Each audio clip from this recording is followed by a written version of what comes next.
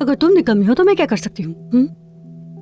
सुबह शाम उसी लड़के की वीडियोस दिखाती रहती हूँ मुझे, ये वाला शेफ वो वाला शेफ, और वो लड़का वहां मजे कर रहा है देखो, और हम जैतून और पनीर खा रहे हैं। उस लड़के ने सिर्फ तुम्हें हमेशा अपनी दोस्त समझा और तुम पागलों की तरह अब भी उसके पीछे पड़ी हुई हो।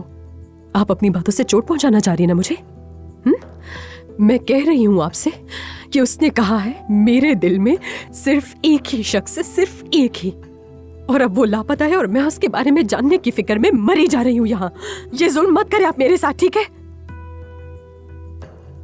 तो फिर ये बात तो साफ है कि वो तुम नहीं हो नाज़ली।